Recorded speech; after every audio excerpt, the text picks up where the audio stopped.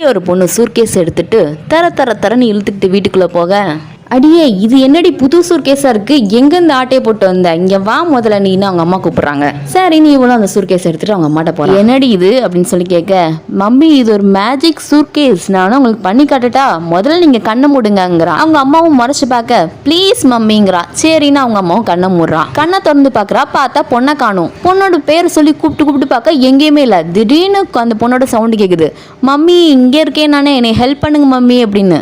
சத்தம் இங்கேருந்து வருதுன்னு பார்த்தா அந்த பெட்டிக்குள்ள இருந்து வருது. மம்மி என்னை காப்பாத்துங்க, இங்க எல்லாரும் என்னை ஹர்ட் பண்றாங்க, ப்ளீஸ் மம்மி சீக்கிரம் வந்து என்னை காப்பாத்துங்கன்னு கத்துறா. அவளும் அந்த பெட்டிக்குள்ள கையை விட்டு பார்த்தா கை உள்ளக்க போய்கிட்டே இருக்கு. இது என்னடா பெட்டியா இல்ல சைனாவாலா போய்கிட்டே இருக்கு அப்படின்னு சொல்லிட்டு கை எடுக்கிறா. குட்டிமா இரு அழுகாத நான் வாரேன்னு சொல்லிட்டு அந்த பெட்டிக்குள்ள இறங்குறா. பார்த்தா பெட்டிக்குள்ள ஒரு ஏணிப்படி இருக்கு, அதுல இறங்கி போறா. அங்கிருந்து அப்படியே கீழே குதிக்கிறா.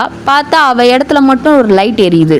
கொஞ்சம் தள்ளி ஒரு பொண்ணு இருக்கா, அங்க மட்டும் வெளிச்சமா இருக்கு. ஆமா நீ யாரு, என் பொண்ணு எங்கன்னு சொல்லிட்டு இவ பக்கத்துல போறா. தயவு செஞ்சு இருட்டுல கைய வைக்காதீங்க, நீங்க செத்துருவீங்கிறா. நம்மள யாருமே காப்பாத்த வரமாட்டாங்கன்னு அந்த பொண்ணு சொல்லும் போது இவளுக்கு ரொம்ப பயமா இருக்கு. நீ யாரு முதல்ல அப்படின்னு சொல்லி கேக்குறா. அதுக்குள்ளே அந்த பொண்ணை சுத்தி இருக்கிற அந்த வெளிச்சம் காணாம போகுது, இருட்டாகுது. என்னமோ ஒண்ணு வந்து அவளை கடிச்சு கொதறுது. அந்த பொண்ணு செத்து போயிடுறா. இப்ப இவ மட்டும்தான் இருக்கிறா. ஏமா இருக்கியா இல்லையான்னு சொல்லி கேக்குறா. ஆனா அங்கிட்ட இருந்து எந்த ரெஸ்பாண்டும் வரல. அப்ப இறந்துட்டான்னு முடிவு பண்ணிடுறா. இவ தயவு செஞ்சு நீ காப்பாத்துங்கன்னு சொல்லிட்டு இப்ப இவ கத்த ஆரம்பிக்க, இப்ப அவங்க பொண்ணோட சத்தம் கேக்குது. அம்மா எங்கம்மா போனீங்க, எங்கேயுமே காணும் அப்படின்னு சொல்லி கேக்குறா. பார்த்தா அவங்க பொண்ணு அந்த பெட்டிக்குள்ளேயே போகல, அவ வெளியில தான் இருக்கிறா, பெட்டிக்கு வெளியில. அப்பா என்னை காப்பாத்துடான்னு சொல்லி கத்துறான்.